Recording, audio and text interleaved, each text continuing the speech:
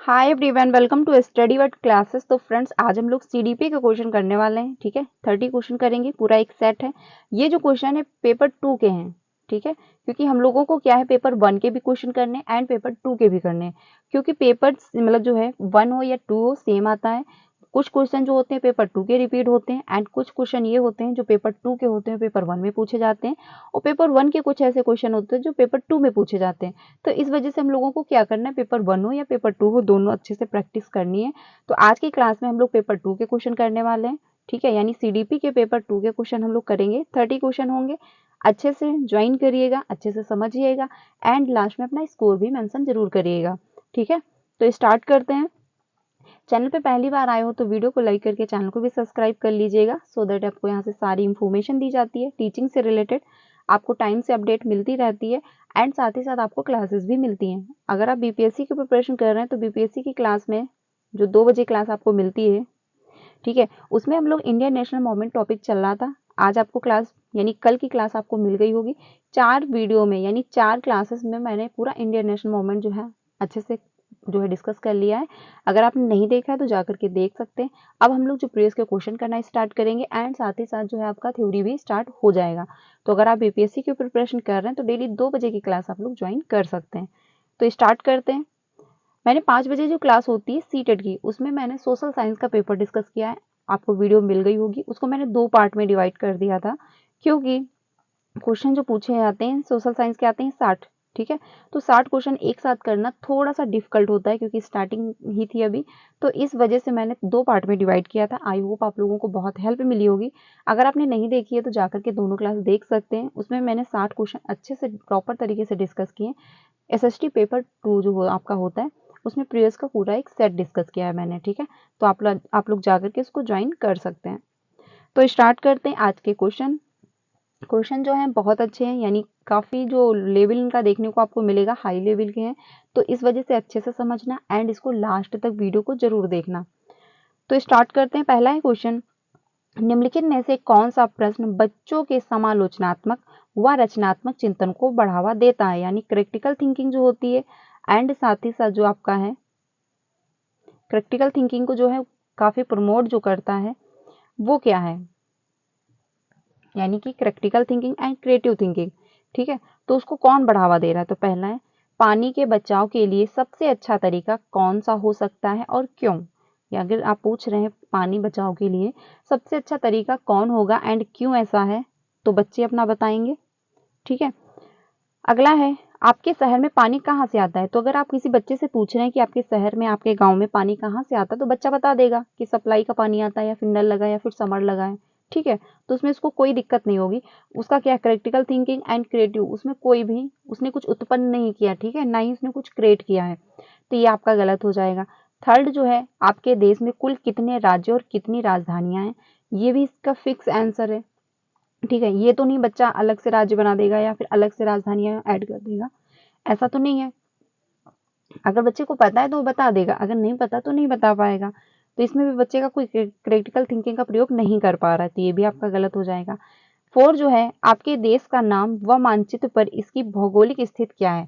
तो ये भी, इसमें भी बच्चा कोई क्रिटिकल थिंकिंग का प्रयोग नहीं कर रहा। वो मैप लेके आएगा, देख लेगा, अगर उसको पता है तो बता देगा, वरना वो नहीं बता पाएगा। बट जो क्वेश्चन नंबर फर्स्ट है, इसमें बात कही गई पानी के बचाव के लिए सबसे अच्छा तरीका कौन सा है? तो हर बच्चे जो है, अगर आप क्लासरूम में पूछ रहे हैं बच्चों से, तो हर बच्चे अपनी अपनी राय देंगे कि हम पानी को कैसे बचा सकते हैं। ठीक है, कम यूज करें या पानी को मतलब अच्छे से रखें। ठीक है, तो वो अपना अपना राय देंगे कि हमको पानी को हम कैसे बचा सकते हैं एंड ऐसा क्यों है। तो आप अगर क्लासरूम में पूछेंगे तो 30 बच्चे होंगे, 30 प्रकार के आंसर देंगे। ये तो नहीं सभी बच्चे सेम आंसर देंगे। तो इसमें बच्चे क्या है, अपना दिमाग लगाएगा, क्योंकि इसका फिक्स आंसर एक नहीं है। ठीक है, तो क्या होगा, बच्चे में क्रिटिकल थिंकिंग भी आएगी एंड क्रिएटिव भी होगा। यानी क्रिएटिव का मतलब क्या है कि वो कुछ सोचेगा कि हम कैसे क्या डेवलप करें, क्या जो हम क्रिएट करें जिससे पानी जो है वो बचे। ठीक है, तो इसमें आपका फर्स्ट ऑप्शन सही हो जाएगा। इसमें बच्चे का जो है क्रिटिकल थिंकिंग का भी प्रयोग किया जा रहा है एंड साथ ही साथ बच्चा क्रिएटिव भी है, तो इसमें आपका फर्स्ट ऑप्शन सही हो जाएगा। बाकी जो आंसर थे वो फिक्स थे कि इसका यही आंसर होने वाला है, तो अगर बच्चे को पता होगा तो बता देगा। बाकी वो सभी पर्सपेक्टिव में यानी सभी क्षेत्र में वो समझ या सोच नहीं पाएगा। ठीक है, आगे चलते हैं क्वेश्चन नंबर 2 पे। क्वेश्चन नंबर जो 2 है, इसमें बात कही गई समालोचनात्मक चिंतन में प्रमाण की क्या भूमिका होती है। यानी जो क्रिटिकल थिंकिंग होती है उसमें जो प्रमाण मिलते हैं उसकी क्या भूमिका है। तो पहला है, प्रमाण का तार्किक और सुनियोजित रूप से मूल्यांकन किया जाना चाहिए। या फिर आपका है, प्रमाण को बिना विश्लेषण के स्वीकार किया जाना चाहिए। तो अगर प्रमाणित है यानी जो एविडेंस आपको मिलते हैं तो क्या आप उसको बिना एक्सप्लेन किए ही, बिना विश्लेषण के आप स्वीकार कर लेंगे? तो ऐसा भी कहना गलत होगा। आखिर आपको कोई एविडेंस मिले तो आप उसको देखोगे, उसको समझोगे कि हाँ एविडेंस सही है या फिर गलत है, कोई फेक तो नहीं है, ठीक है, तो विश्लेषण आप करोगे उसका। तो इसमें आपका जो है 2 गलत हो जाएगा। समालोचनात्मक चिंतन के लिए प्रमाण अप्रासंगिक होते हैं। तो ये भी आपका कहना गलत होगा कि प्रमाण जो है अप्रासंगिक होते हैं। व्यक्तिगत राय के पक्ष में प्रमाण की जो है उपेक्षा की जाती है। तो व्यक्तिगत राय में भी प्रमाण की उपेक्षा नहीं की जाती है, ठीक है। कुछ अगर एविडेंस है, आप किसी से डिस्कस कर रहे हो या फिर किसी को कुछ हेल्प कर रहे हो, तो भी आप किसी ना किसी का एग्जाम्पल दे करके एक्सप्लेन करते हो। तो ये भी आपका ऑप्शन नहीं होगा। ऑप्शन आपका फर्स्ट सही होगा, यानी कि प्रमाण जो है तार्किक और सुनियोजित रूप से जो है मूल्यांकन किया जाना चाहिए। यानी आपको जो एविडेंस मिले हैं आप उनको तार्किक यानी उसके निगेटिव पक्ष भी देखोगे, पॉजिटिव भी पक्ष देखोगे, एंड ये भी देखोगे कि ये जो प्रमाण हमको मिले हैं यानी एविडेंस जो आया है, ये मिला है, ये कहाँ से मिला, कैसा है, कितना ये सत्य है, कितना इसमें झूठ है। तो आप उसमें तर्क वितर्क करोगे, ठीक है। साथ ही साथ सुनियोजित रूप से मूल्यांकन भी करोगे, यानी मूल्यांकन आप उसका करोगे कि एटलीस्ट ये प्रमाण यानी एविडेंस हमको मिला है तो कैसे मिला, कहाँ से आया, कितना इसमें सच है, कितना इसमें झूठ है, सब कुछ आप उसके सारे पक्ष को देखोगे। तो इसमें आपका जो है फर्स्ट ऑप्शन सही हो जाएगा। अगले क्वेश्चन पे चलते हैं। अगला है 30। इसमें बात कही गई है समावेशी शिक्षा में क्या शामिल है, यानी इंक्लूसिव एजुकेशन जो होती है उसमें क्या जो है इंक्लूड है।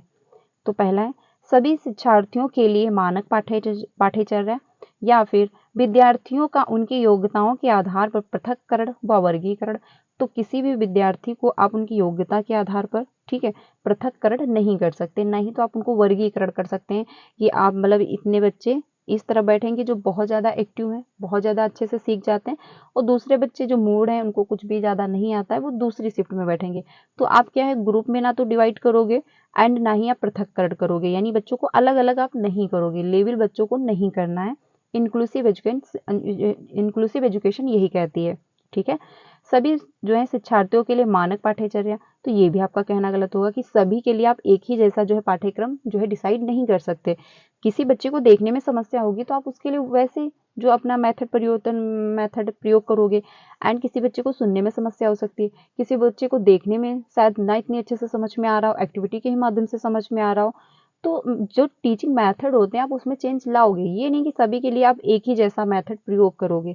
एंड साथ ही साथ जो होमवर्क दिया जाता है वो भी एक जैसा नहीं होना चाहिए, ठीक है। ये भी एनसीएफ कहता है कि जो आप होमवर्क बच्चों को दे रहे हो तो वो भी एक जैसा नहीं होना चाहिए। बच्चे का लेवल देख के, मान लीजिए बच्चे को एबीसीडी लिखना ही नहीं आता है तो आप उसको एबीसीडी कैसे दे सकते हो? बच्चे को देखो, अगर वो हो सकता है फेर रहा हो तो उसको फेरने वाला होमवर्क देना चाहिए। तो क्या करना है, हमको बच्चे को देखना है कि बच्चा किस लेवल पे है एंड बच्चे को कितना आ रहा है, उस हिसाब से हमको बच्चे को होमवर्क देना होता है, ठीक है। तो इसमें आपका जो फर्स्ट है वो भी गलत है एंड आपका सेकंड है वो भी गलत है। थर्ड जो है, विशेष आवश्यकताओं वाले शिक्षार्थियों को केवल व्यावसायिक शिक्षा का प्रावधान करना चाहिए। यानी विशेष आवश्यकता वाले जो शिक्षक होते हैं यानी जो बच्चे होते हैं उनको क्या करना है, केवल आप व्यवसाय का ही ज्ञान देंगे कि आपको सिर्फ ये बिजनेस करने हैं, तो ऐसा भी आपको नहीं करना है। बाकी बच्चे भी तो हैं, सबको तो हमको इंक्लूड करना है। 4 है, व्यक्तिगत अंतरों की पहचान और परिणाम स्वरूप पाठ्यचर्या में लचीलापन। बिल्कुल सही बात है। यानी व्यक्तिगत अंतर क्या है, क्योंकि 30 बच्चे क्लासरूम में तो जरूरी नहीं 30 बच्चे एक ही जैसे होंगे, सबको एक बार में ही समझ में आ रहा होगा, ऐसा तो नहीं होगा। किसी को मैथ में इंटरेस्ट होगा तो किसी को साइंस में होगा, किसी को म्यूजिक अच्छे से पसंद आ रही होगी, किसी को डांसिंग पसंद होगी, तो सबका इंटरेस्ट जो है वो अलग अलग होगा।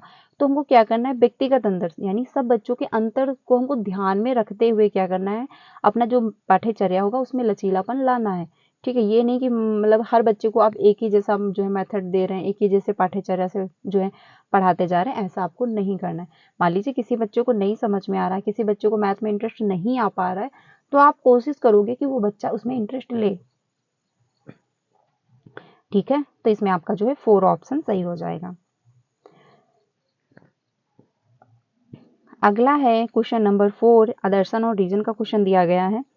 इसमें बात कही गई है बच्चों में संज्ञानात्मक विकास का बच्चों में संज्ञानात्मक विकास पर भाषा के प्रभाव पर जीन पियाजे और लेव वाइगोस्की के दृष्टिकोण में भिन्नता है। यानी जो बच्चे का जो कॉग्निटिव डेवलपमेंट होता है उसमें जीन पियाजे का एंड लेव वाइगोस्की का जो मतलब दोनों में क्या है, दृष्टिकोण में भिन्नता है। इसका जो रीजन दिया गया है क्वेश्चन नंबर जो है आपका 4, इसमें जो रीजन बताया गया है कि खोज अधिगम में शिक्षक जो है अवसर प्रदान करता है और विद्यार्थी स्वयं जानकारी प्राप्त करने के लिए जो उन्मुख होते हैं। तो खोज अधिगम में जो होता है यानी कि शिक्षक क्या है, अवसर प्रदान करते हैं, यानी कि बच्चों को खुद कहते हैं कि हाँ आप ये काम करें, एंड साथ ही साथ बच्चे क्या होते हैं, उत्सुकता के साथ जो है वो जानकारी प्राप्त करते हैं। तो इसमें जो आदर्शन दिया गया एंड आपका जो रीजन दिया गया है तो दोनों सही, क्योंकि क्या है कॉग्निटिव डेवलपमेंट पे जो है डेवलपमेंट में जीन पियाजे एंड लेव वाइगोस्की दोनों के दृष्टिकोण भिन्न है। क्योंकि जो जीन पियाजे हैं वो ये कहते हैं कि बच्चे का जो डेवलपमेंट है, जितना डेवलपमेंट होगा बच्चे का उतना जो है कॉग्निटिव डेवलपमेंट होगा, ठीक है, क्योंकि उन्होंने स्टेजों में डिवाइड कर दिया। एंड वहीं पे जो लेव वाइगोस्की हैं ये कहते हैं अगर बच्चे का इन्वायरमेंट बहुत अच्छा है, मान लीजिए उसकी उम्र कम है बट उसका इन्वायरमेंट बहुत अच्छा है, जिस कल्चर में वो रह रहा है वो कल्चर के लोग बहुत ज़्यादा अच्छे हैं, तो बच्चे का उम्र के हिसाब से उसका ज़्यादा डेवलपमेंट होगा। यानी कि वो 5 साल का बच्चा है, वो अगर उसका इन्वायरमेंट बहुत अच्छा मिल रहा है तो 5 साल की उम्र में जिस बच्चे का डेवलपमेंट जितना होता होगा उससे भी उसका ज़्यादा इम्प्रूवमेंट हो सकता है, ठीक है। तो वाइगोस्की क्या कहते थे कि वाइगोस्की जो है वो इन्वायरमेंट को ज़्यादा फोकस देते हैं, लेकिन जो वाइगोस्की मतलब जो जीन पियाजे हैं वो ये इन्वायरमेंट को नकारा नहीं है इन्होंने, बट इतना ज़्यादा अपनी थ्योरी में फोकस नहीं किया है, यानी इतना ज़्यादा इंपॉर्टेंट इस पर नहीं दिया है इन्होंने। जीन पियाजे कहते हैं कि डेवलपमेंट जो बच्चे का होगा अगर उसके मतलब बच्चे में मेच्योरेशन आ चुकी है यानी परिपक्वता आ चुकी है तो बच्चे का डेवलपमेंट इतना होगा, ठीक है। इसीलिए इन्होंने क्या किया, स्टेजों में डिवाइड कर दिया कि जब बच्चा इस स्टेज में जाएगा तो फिक्स था उसका इतना डेवलपमेंट हो जाएगा, ठीक है। तो ये आपका था, इसमें दोनों में दृष्टिकोण में भिन्नता पाई गई, यानी जीन पियाजे एंड लेव वाइगोस्की में जो है डिफरेंस है कॉग्निटिव डेवलपमेंट में, ठीक है। साथ ही साथ जो खोज अधिगम होता है उसमें शिक्षक अवसर देता है एंड बच्चे क्या करते हैं खुद से एक्टिव होकर के जो आंसर जो है खोजते हैं। तो इसमें आंसर तो आपके दोनों सही हैं, बट क्या है यहाँ पे बात कही गई संज्ञानात्मक विकास पे, जीन पियाजे और वाइगोस्की के दृष्टिकोण की बात कही जा रही है, लेकिन यहाँ पे जो है बात कही जा रही है खोज अधिगम की, ठीक है, यानी डिस्कवरी जो है लर्निंग की। तो इसमें जो आपका है आंसर तो दोनों सही है, तो इसमें आपका 2 ऑप्शन सही हो जाएगा, यानी कि ए और आर दोनों सही हैं, बट आर जो है ए की सही व्याख्या नहीं कर पा रहा है। स्टेटमेंट भी सही है यानी आदर्शन भी सही है और आपका रीजन भी सही है, लेकिन जो है एक दूसरे की व्याख्या नहीं कर पा रहे क्योंकि इसमें बात दूसरी कही जा रही है, इसमें बात दूसरी कही जा रही है, इस वजह से आपका आंसर जो है वो 2 सही हो जाएगा। अगले क्वेश्चन पे चलते हैं, अगला है 5। जो क्वेश्चन है, निम्नलिखित में से कौन सा समूह उन विशिष्टताओं का सही ढंग से उल्लेख करता है जो प्रतिभाशाली विद्यार्थियों और कक्षा में अन्य विद्यार्थियों के बीच आमतौर पर भिन्न है, ठीक है। तो इसमें आपका पहला है समझ की अग्रवर्ती गहनता, या फिर सीखने की तेज गति, समझने के लिए दूसरों पर अधिक निर्भरता, या फिर शारीरिक विकास की तेज गति। तो इसमें जो बात कही गई है कि समूह उन विशिष्टताओं का सही ढंग से उल्लेख करता है जो प्रतिभाशाली विद्यार्थियों और कक्षा में अन्य विद्यार्थियों के बीच में आमतौर पर भिन्न है, यानी जो गिफ्टेड बच्चे हैं एंड जो मतलब नॉर्मल बच्चे हैं उसमें क्या है आखिर वो भिन्न है, यानी अन्य विद्यार्थी जो है क्लासरूम में एंड साथ ही साथ जो गिफ्टेड बच्चे हैं तो उसमें आमतौर पर वो भिन्न पाए जाते हैं। तो आखिर उनकी क्या विशेषता है, वो कैसे भिन्न आपको देखने को मिलते हैं कि हाँ इसमें इन बच्चों में डिफरेंस है। तो क्वेश्चन नंबर जो 5 है इसमें आपका 4 ऑप्शन सही होगा, यानी ए आपका सही है एंड आपका बी सही है, यानी कि आपका 4 ऑप्शन जो है वो सही हो जाएगा। समझ की अग्रवर्ती जो है गहनता होती है एंड सीखने की तेज गति होती है। जो गिफ्टेड बच्चा होगा वो फर्स्ट ही, अगर आप फर्स्ट बार में कोई चैप्टर पढ़ाते हैं अगर बच्चा गिफ्टेड है तो फर्स्ट ही बार में अच्छे से समझ जाएगा, ठीक है। और जो अन्य बच्चे होते हैं थोड़ा सा उनको समझने में दिक्कत हो रही होती है तो एक बार में शायद वो बेस्ट ना समझ पाए, ठीक है, उनको दोबारा रिपीट करना होता है। तो इसी वजह से आप पहचान लेते हैं कि जो बच्चा गिफ्टेड होगा अगर आप कुछ उसको बताएंगे, कोई टॉपिक अगर आपने उसको साथ एक्सप्लेन किया है तो बहुत अच्छे से समझेगा एंड साथ ही साथ अपनी थिंकिंग भी उसमें लगाएगा, कुछ नया करने की कोशिश करेगा, ठीक है, क्योंकि उसमें क्रिएटिव भी होगा वो। तो इसमें क्या होता है आपको पता चल जाएगा इसके माध्यम से कि बच्चा क्या है कि क्रिएटिव है यानी बच्चा गिफ्टेड है या नहीं है, ठीक है। साथ ही साथ उसमें क्या होता है समझ की अग्रवर्ती जो गहनता होती है, यानी वो समझने में बहुत ज़्यादा एक्टिव होते हैं, बहुत ही फर्स्ट ही बार में वो अच्छे से समझ जाते हैं, ठीक है।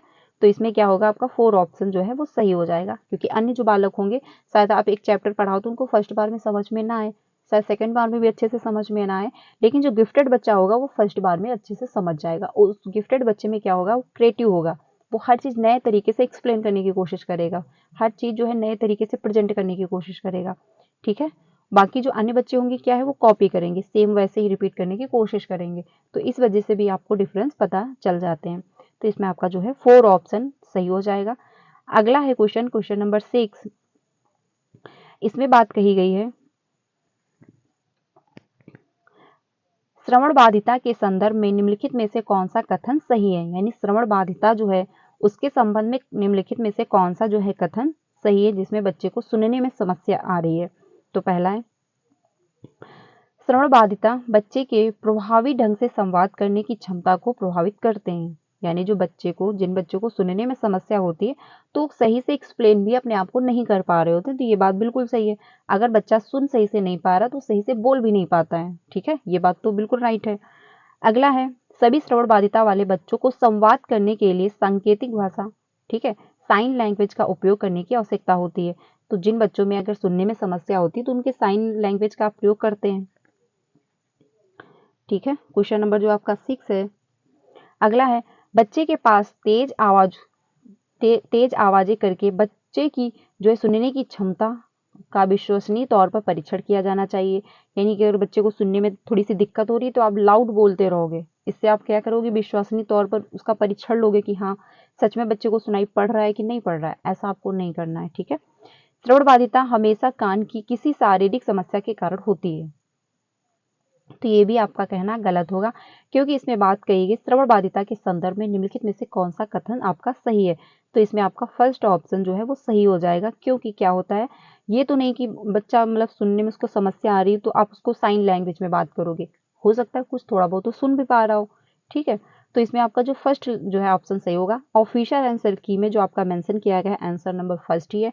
देखिए वो रहता है पैडागोजी में ये रहता है कि आपको लगेगा कि आपका आंसर ये भी सही है एंड आंसर आपका ये भी सही है, लेकिन हमको क्या करना है कि आंसर जो बेस्ट है, जो हमको 1 नंबर देगा, हमको वो चूज करना है।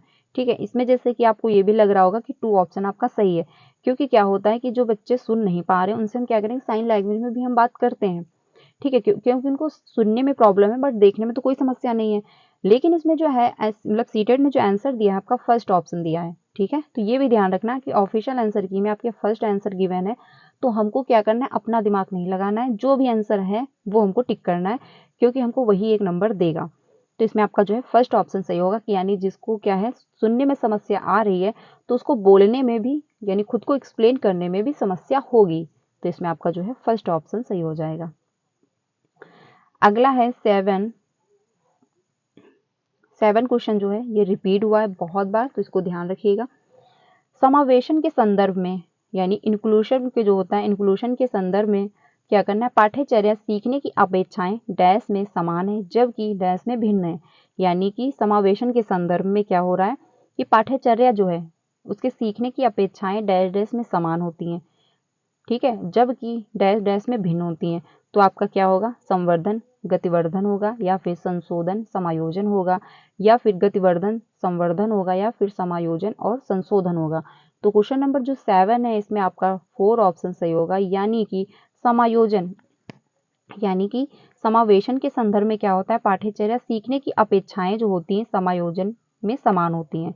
ठीक है, साथ ही साथ जब क्या हो, जबकि संशोधन में भिन्न होती हैं। तो इसमें आपका 4 ऑप्शन, इसमें आपका जो है 4 ऑप्शन सही हो जाएगा। अब इसमें क्या है हम लोग समझ लेते हैं एक थोड़ा सा एक्सप्लेन करके।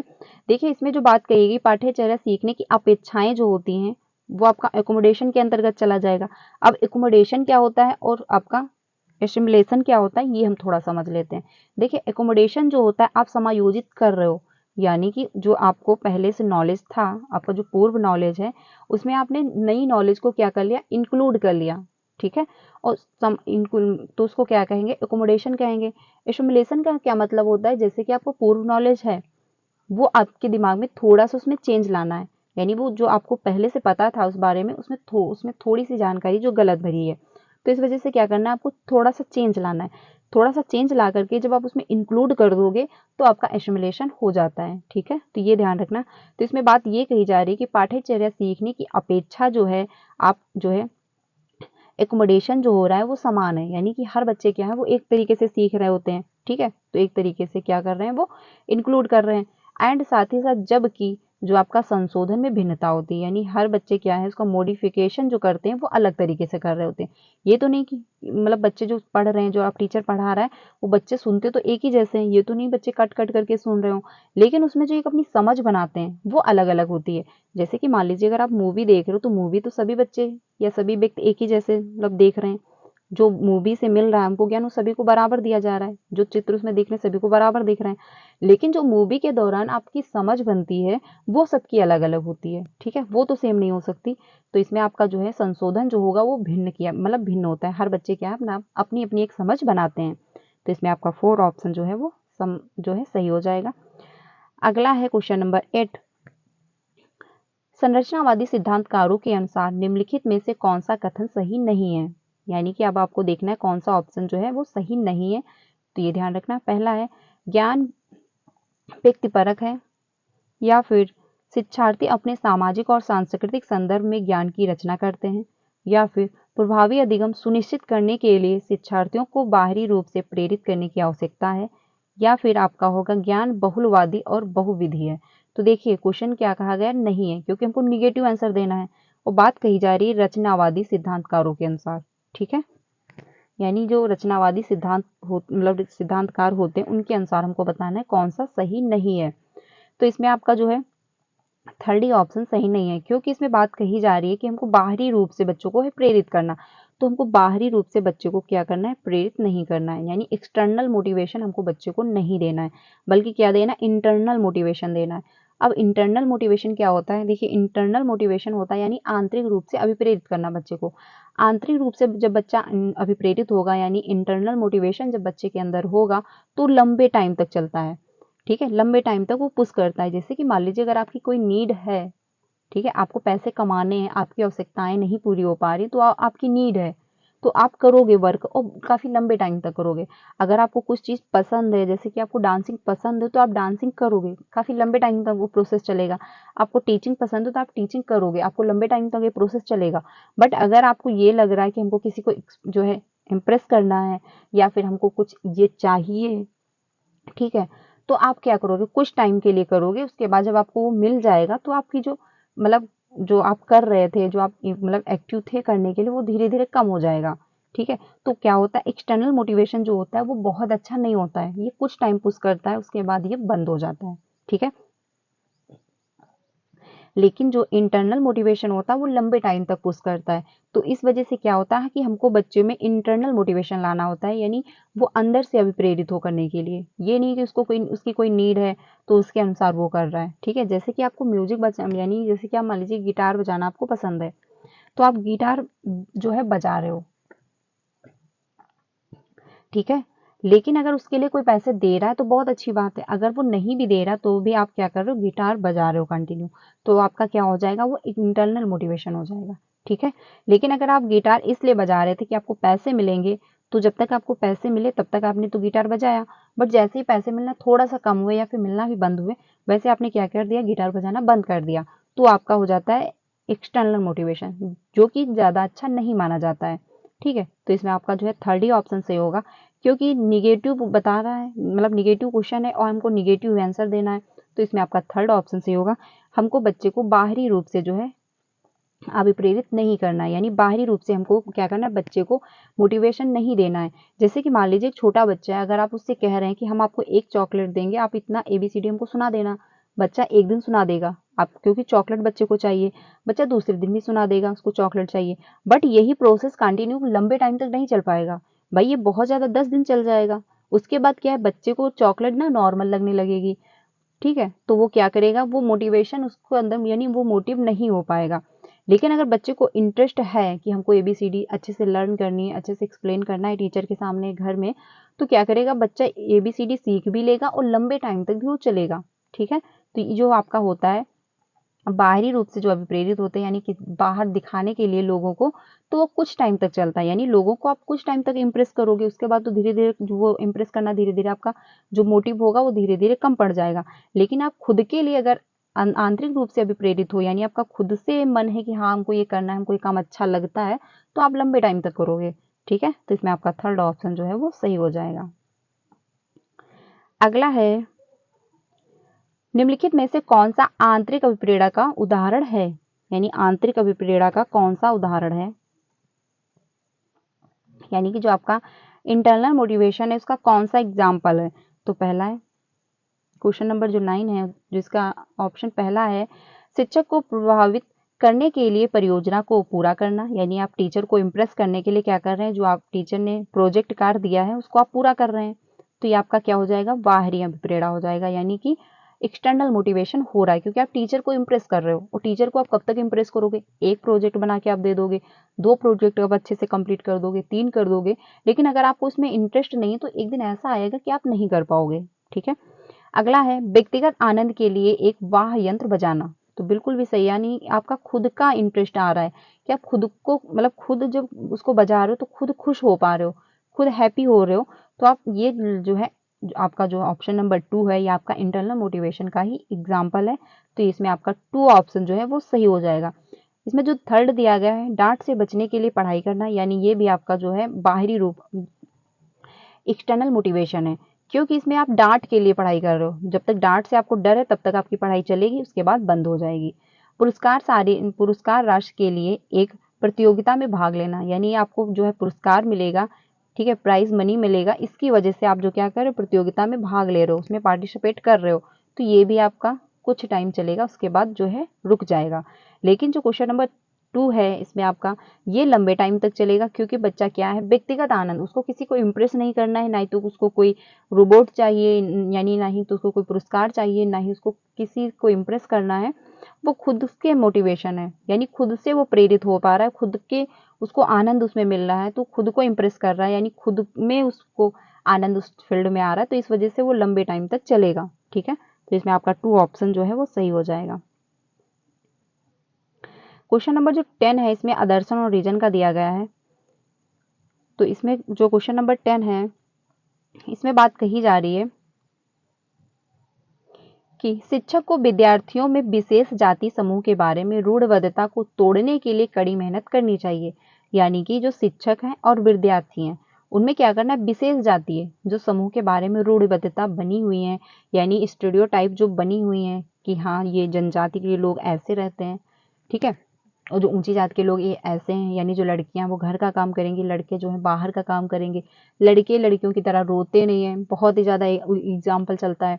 ठीक है, तो इसको क्या करना है, उसको तोड़ने के लिए कड़ी मेहनत करनी चाहिए, तो बिल्कुल सही बात है, क्योंकि टीचर को क्या है, एक क्लासरूम में इंक्लूसिव एजुकेशन के बारे में बताना चाहिए, यानी हर बच्चे को एक साथ इंक्लूड करना चाहिए, साथ ही साथ जो आपका स्टीरियोटाइप है इसको भी मतलब टीचर को क्या करना है, इस पे भी खुल के बात करनी है, यानी खुद मतलब क्लासरूम में इस पे भी डिस्कशन करना है, एंड क्लास में साथ ही साथ टीचर को ये नहीं करना है कि ये लड़की तो ये तुम आप ये काम करोगे, लड़के हैं तो ये काम करेंगे, ऐसा टीचर को एक नहीं करना है, क्योंकि क्या होता है टीचर का जो है, टीचर का एक्सप्लेन करने का तरीका, टीचर की जो थिंकिंग होती है वो बच्चे पे बहुत ज़्यादा प्रभाव डालती होती है। ठीक है, तो अगर टीचर मतलब स्टीरियोटाइप को दर्शा रहा है, मतलब टीचर अगर इसको ज़्यादा अहमियत दे रहा है तो बच्चे नॉर्मल सी बात है वो भी इसको क्या करेंगे, अहमियत देंगे। लेकिन अगर टीचर जो है जेंडर स्टीरियोटाइप को नहीं मानता है, उसको नहीं मतलब उस पर फोकस कर रहा है, तो बच्चे भी क्या है धीरे धीरे वो कम कर देंगे। अगर उनके इन्वायरमेंट में भी ऐसी बात कही जा रही है कि लड़कियां जो है वो ये ऐसे कपड़े पहनेंगी, लड़के जो ये कपड़े पहनेंगे, लड़कियां घर में रहेंगी, तो लेकिन अगर बच्चा स्कूल में टीचर ऐसा एक्सप्लेन नहीं कर रहे हैं कि लड़कियां जो है वो क्रिकेट नहीं खेलेंगी, कबड्डी नहीं खेलेंगी, तो अगर ऐसा हो रहा है, टीचर कर रहा है ऐसा, नहीं मतलब कि वो पक्षपात नहीं कर पा रहे हैं, नहीं कर रहे हैं दोनों में, तो लड़कों का जो है, बच्चों का जो है, उनकी भी थिंकिंग में अच्छा असर इसको देखने को मिलेगा। ठीक है, तो इसमें क्या है, पहला तो आपका आदर्शन है वो सही है, क्योंकि क्या करना है, शिक्षक को करना है विद्यार्थियों में विशेष ही जाति, जो विशेष जात के समूह के हैं उनमें जो रूढ़िबद्धता बनी हुई है, यानी जो जनजात के लोग होते हैं, कि लोगों की ये थिंकिंग होती है कि जनजात के लोग क्या है, वो पिछड़े होते हैं, ठीक है, उनकी जो मतलब वो डांस वगैरह करते रहते हैं, उनकी जो पसंद है वो थोड़ा अलग होती है, सबकी ये थिंकिंग होती है कि वो थोड़ा नीची जाति के होते होंगे, ठीक है, उनको क्या, जब जनजाति के लोगों के बारे में नाम सुनो तो ऐसा फील होता है वो समाज से थोड़ा अलग है, ठीक है। तो ये जो रूढ़िबद्धता बनी आई है, इसमें क्या करना है, इसको तोड़ने के लिए कड़ी मेहनत करनी पड़ेगी, यानी क्योंकि लंबे टाइम से जो चलता आ रहा है उसको तोड़ने में थोड़ी सी तो मेहनत करनी ही पड़ेगी। इसमें जो तर्क दिया गया है, शिक्षा का एक जो है प्रमुख उद्देश्य विद्यार्थियों को समालोचनात्मक आत्मचिंतन के लिए प्रेरित करता है, तो ये भी आपका सही है, ठीक है, यानी क्रिटिकल जो है सेल्फ आत्मचिंतन के लिए क्या कर रहा है, वो प्रेरित करेगा। तो इसमें आपका जो आदर्शन दिया गया एंड इसका जो रीजन दिया गया है तो दोनों सही, और इस जो है एक दूसरे की व्याख्या भी कर पा रहे हैं, तो इसमें आपका जो है 4 ऑप्शन सही हो जाएगा, ठीक है। अगले क्वेश्चन पे चलते हैं। अगला है क्वेश्चन नंबर 11। इसमें बात कही गई है कि जो आपका मास्टरी गोल्स होता है, यानी जो महारत यानी निपुणता लक्ष्य जो होता है, और प्रदर्शन लक्ष्य यानी कि परफॉर्मेंस जो गोल होता है, में अंतर क्या है, यानी आप किसी को इम्प्रेस कर रहे हो, प्रदर्शन कर रहे हो यानी परफॉर्म कर रहे हो, तो उसमें क्या अंतर है, एंड जो महारत होता है यानी मास्टरी गोल्स होता है उसमें क्या डिफरेंस है। तो मास्टरी गोल जो होता है, हमको क्या करना होता है, बच्चे को पेपर पेपर पेंसिल टेस्ट के लिए नहीं पढ़ाना होता है कि बच्चा सिर्फ जो है परीक्षा क्वालिफाई कर ले, बल्कि हमको ये पढ़ाना है कि जैसे कि मान लीजिए बच्चे को मैथ आपने पढ़ाई, तो हमको बच्चे को मैथ ऐसे पढ़ानी कि बच्चा मैथ पढ़ सके अच्छे से, वो दूसरों को भी पढ़ा सके, एंड साथ ही साथ वो रियल लाइफ में अपने प्रयोग भी कर पाए। ये नहीं कि हमको बच्चे को बस इतनी मैथ पढ़ा देनी कि वो परीक्षा क्वालिफाई कर ले, ऐसा नहीं करना है। बच्चा मतलब जो है सफलता पाए या ना पाए, अगर वो मेहनत कर रहा है तो सफलता झक मार के उसके पीछे आएगी। अगर मान लीजिए आपको मैथ बहुत अच्छी आती है, ऑल ऑफ राउंड मतलब राउंडर हो आपको मैथ के अंदर, आप निपुणता हासिल कर चुके हो, तो आपकी सफलता तो स्वाभाविक है। एंड साथ ही साथ आप इसमें बहुत अच्छे से निपुण हो चुके हो, तो आप इसका प्रयोग भी अपनी लाइफ में कर पाओगे, इसको आधार बना के आप कोई बिजनेस भी शुरू कर लोगे, ठीक है, अपना कोई रोजगार कर लोगे। तो हमको क्या करना, बच्चे में क्या है, निपुणता लानी है, महारत हासिल करवाना है, ना कि प्रदर्शन करवाना है। यानी ये नहीं कि बच्चा क्या कर रहा है, परफॉर्मेंस गोलिटेशन मतलब परफॉर्मेंस जो गोल्स होते हैं उसके लिए सिर्फ वो पढ़ाई कर रहा है कि हाँ हमको मतलब क्या करना, ये पुरस्कार जीतना है, परीक्षा क्वालिफाई करना है, ठीक है, इनको इम्प्रेस करना है, इतने अच्छे नंबर लाने हैं, बस इसके लिए बच्चों को हमको नहीं पढ़ाना है, ठीक है। तो ये जो होते हैं दो, इसमें अंतर क्या है वो हमको देखना है। तो पहला है महारत लक्ष्य विफलता से बचने पर केंद्रित होते हैं, जबकि प्रदर्शन जो होते हैं लक्ष्य दूसरे के अनुमोदन और मान्यता प्राप्त करने पर केंद्रित होते हैं, यानी कि आप दूसरों को इम्प्रेस करने की कोशिश कर रहे होते हैं। अगला है 2 है महारत लक्ष्य अपने कौशल को कार्य की समझ में सुधार करने पर केंद्रित होते हैं, जबकि प्रदर्शन लक्ष्य पर जो होता है ग्रेड प्राप्त करने और या फिर बाहरी पुरस्कार प्राप्त करने पर केंद्रित होते हैं। तो इसमें आपका 2 ऑप्शन सही हो जाएगा, क्योंकि महारत लक्ष्य जो होते हैं यानी मास्टरी जो गोल्स होते हैं, वो क्या अपना वो कार्य कर रहे हैं, ठीक है, वो मेहनत कर रहे हैं। तो अगर वो क्वालिफाई हो, वो मतलब जो बच्चे होंगे, अगर वो मास्टरी गोल्स होगा उनमें, तो वो ये नहीं देख रहे होंगे कि हाँ मेरा क्वालिफाई होगा या नहीं होगा, वो सिर्फ पढ़ाई करेंगे। अगर वो मेहनत कर रहे हैं, महारत हासिल कर रहे हैं, तो सफलता तो झक मार के उनके पीछे आ ही जाएगी, ठीक है। अगर आपको बहुत अच्छे से सब कुछ आ रहा है, अगर ये आप सोच रहे हो कि हमको दूसरे को इम्प्रेस करना है, हमको बाहरी पुरस्कार चाहिए होंगे, हमको ग्रेड अच्छे लाने, तो आप क्या करोगे, कुछ टाइम तक चलेगा, बस आप दूसरों को इम्प्रेस कर रहे हो, ठीक है, तो आप पुरस्कार भी पा जाओगे, हो सकता है आप अच्छे से मेहनत करो, अच्छा ग्रेड भी ले आओ, तो ये कब तक चलेगा, कुछ टाइम तक चलेगा। लेकिन अगर आप उसमें महारत हासिल कर लेते हो तो ये बेस्ट माना जाता है। तो इस वजह से हमको क्या करना होता है, बच्चे में मास्टरी गोल्स लाने होते हैं, ठीक है। तो इसमें आपका 2 ऑप्शन जो है वो सही हो जाएगा। ये क्वेश्चन इंपॉर्टेंट है, पेपर 1 हो या आपका पेपर 2 दोनों भी पूछे जाते हैं, तो ध्यान रखिएगा। अगला है क्वेश्चन 12। इसमें बात कही गई है जो भाई बहन के रिश्ते जो होते हैं वो क्या हैं, इसके बारे में हम लोग देख लेते हैं। पहला ऑप्शन है माता पिता और साथियों के साथ संबंधों से भिन्न होते हैं और बाल्यावस्था में सामाजिकरण में महत्वपूर्ण भूमिका निभाते हैं, यानी भाई बहन के जो रिश्ते होते हैं वो। तो क्वेश्चन नंबर जो 12 है, इसका जो 2 ऑप्शन है, माता पिता और साथियों के साथ संबंधों के समान मतलब संबंधों के समान है और बाल्यावस्था में सामाजिकरण में महत्वपूर्ण भूमिका निभाते हैं, यानी माता पिता और साथियों के जो संबंध होते हैं वो समान होते हैं। तो ऐसा कहना तो गलत होगा, क्योंकि जैसे आप माँ बाप के साथ बोल रहे हो, जैसे तो क्या वैसे ही अपने फ्रेंड के साथ बोल दोगे। अगर अपने फ्रेंड के साथ जैसे तुम यार करके बोल देते हो, यार ये क्या कर रहे हो, तो क्या पिता से भी ऐसे बोल दोगे यार ये क्यों कह रहे हो, ऐसा तो नहीं होगा। पिताजी यही बोलेंगे जितना पढ़ाया लिखा है सब बेकार हो गया, ठीक है। तो आप पिताजी के सामने एंड मम्मी के सामने अपने अलग तरीके से बात करोगे। अपने जो फ्रेंड हैं, अपने जो मतलब तुम्हारे फ्रेंड हुए, जो रिलेशन वाले हुए, जो भी हैं, तो आप उनसे उस हिसाब से मैं बात करोगी। ये तो नहीं कि सभी के रिलेशन एक ही जैसे होते हैं, ठीक है। अगर भाई बहन से बात कर रहे हो तो आप दूसरे तरीके से बात करोगे। अपने अगर पेरेंट्स से बात कर रहे हो तो दूसरे तरीके से बात करोगे, ठीक है। साथ ही साथ अपने अगर फ्रेंड से बात करो, फ्रेंड में भी रहता है बहुत सारे कैटेगरी, बहुत ज़्यादा ऐसे कुछ फ्रेंड होंगे जो बहुत ही ज़्यादा क्लोज होंगे, तो आप उनसे उस तरीके से बात करोगे। तो ये तो नहीं सबसे आप एक ही समान बात कर रहे हो, तो ये कहना आपका गलत हो जाएगा। केवल प्रारंभिक बाल्यावस्था में ही महत्वपूर्ण भूमिका निभाते हैं, तो ये भी आपका कहना गलत होगा, क्योंकि भाई बहन के जो रिश्ते हैं क्या प्रारंभिक में, ये तो नहीं है, लॉन्ग टाइम चलते हैं, लाइफ भर चलते हैं, ठीक है। अगला है फोर्थ कि सामाजिकरण में अधिक भूमिका नहीं होती, तो ये भी आपका कहना गलत होगा, क्योंकि सामाजिकरण में सब कुछ प्रभावित करता है, यानी सोशलाइजेशन में आपको सब कुछ जो है वो प्रभावित कर रहा होता है। तो इसमें आपका जो है वो फर्स्ट ऑप्शन सही होगा, यानी 12 का जो है फर्स्ट ऑप्शन होगा, यानी माता पिता और साथियों के साथ संबंधों में भिन्न जो है होते हैं। अगर आप पेरेंट्स के साथ जैसे बात करते हो वैसे अपने फ्रेंड के साथ बात नहीं कर सकते, और जैसे अपने फ्रेंड लोगों के साथ बात करते हो वैसे आप पेरेंट्स के साथ अपने बात नहीं कर सकते, क्योंकि सबके रिश्ते अलग हैं, ठीक है। तो ये तो बात सही है, लेकिन और साथ ही साथ जो ये कह रहा है कि बाल्यावस्था में सामाजिकरण में महत्वपूर्ण भूमिका निभाते हैं, तो ये भी आपका ऑप्शन सही है, यानी कि आपका फर्स्ट ऑप्शन जो है वो सही हो जाएगा। क्योंकि बाल्यावस्था में क्या होता है, समाजीकरण, यानी बाल्यावस्था में जो सोशलाइजेशन हो रहा होता है उसमें महत्वपूर्ण भूमिका निभाते हैं, यानी पेरेंट्स की क्या थिंकिंग है बच्चे को प्रभावित करती है। अगर बच्चा कह रहा है तुमसे तो कुछ, अगर पेरेंट्स कह रहे हैं तुमसे तो कुछ हो ही नहीं पाएगा, तो बच्चा अगर कुछ करना भी चाह रहा होगा तो भी वो नहीं कर पाएगा, ठीक है। और जो साथी होते हैं उसके जो मतलब फ्रेंड है वो कैसे हैं, ये भी प्रभावित करता है उसका सोशलाइजेशन होने में। अगर उसके फ्रेंड बहुत अच्छे हैं तो उसका सोशलाइजेशन अच्छा होगा, अगर उसके फ्रेंड थोड़ा सा उनमें गलत संगत है तो बच्चे का सोशलाइजेशन उस हिसाब से हो जाएगा। तो ये भी जो है बहुत ज़्यादा प्रभावित करते हैं, और साथ ही साथ जो रिश्ते होते हैं वो भी डिफरेंस होते हैं। तो इसमें आपका फर्स्ट ऑप्शन जो है वो सही हो जाएगा। अगला है क्वेश्चन 13, ये भी आपका आदर्शन और रीजन का क्वेश्चन है।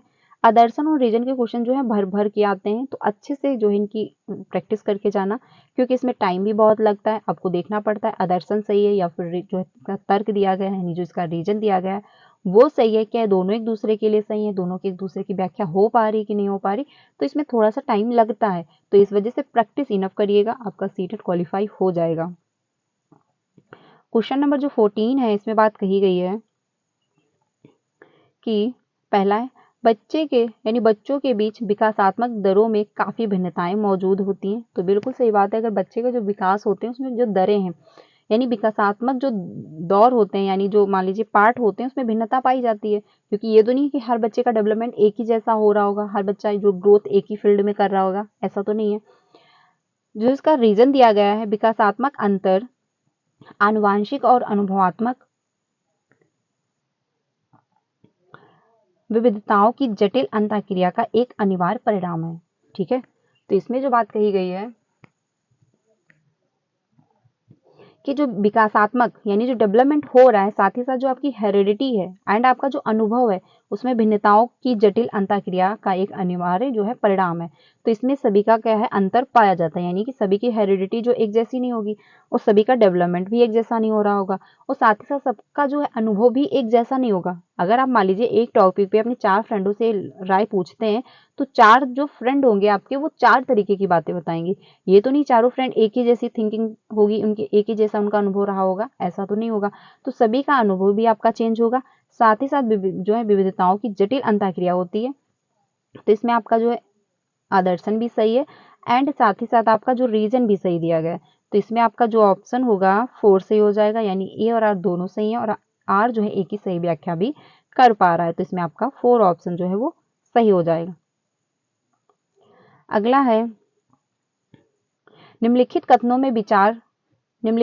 में जो है विकास किस सिद्धांत को जो है दर्शाया गया है, यानी जो विकास है डेवलपमेंट है वो कौन से सिद्धांत में दर्शाया गया है। तो इसमें हम जो दिया गया स्टेटमेंट वो पहले देख लेते हैं।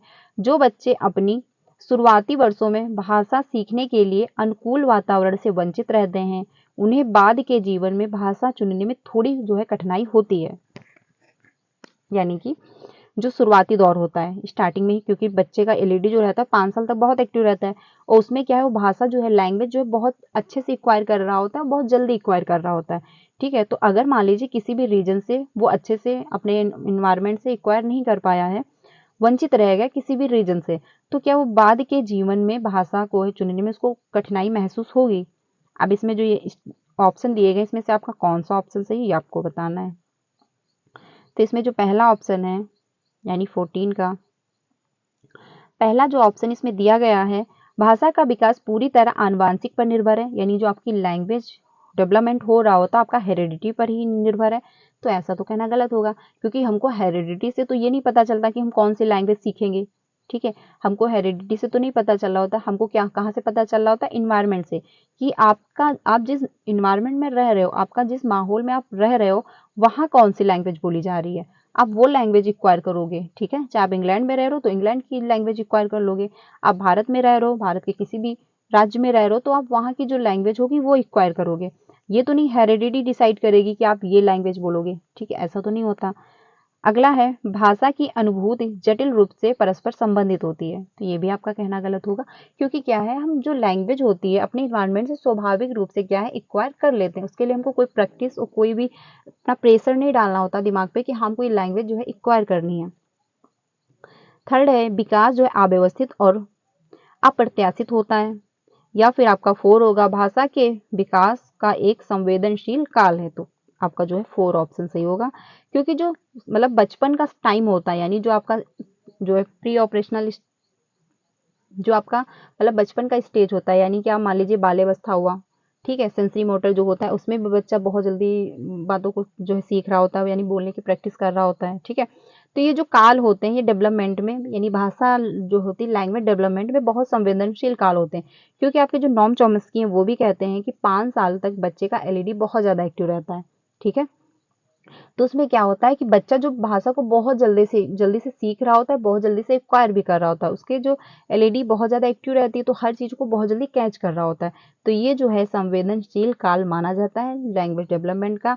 अगर मान लीजिए किसी भी कारणवश वो वंचित रह गया है तो उसको बाद में थोड़ी बहुत कठिनाई होगी सीखने में, क्योंकि 5 साल का बच्चा जो है वो बहुत जल्दी सीखेगा, क्योंकि उसका एलईडी बहुत ज़्यादा एक्टिव है। वहीं पे अगर 20 साल का बच्चा है तो इतनी जल्दी से नहीं सीख पाएगा। तो इसमें आपका जो है 4 ऑप्शन सही हो जाएगा, यानी कि आपका जो इन्फेंसी होता है, अर्ली चाइल्डहुड होता है, लेटेस्ट चाइल्डहुड होता है, तो उसमें बच्चा जो है लैंग्वेज बहुत अच्छे से एक्वायर कर रहा होता है। ठीक है, तो इसमें आपका जो है 4 ऑप्शन सही हो जाएगा।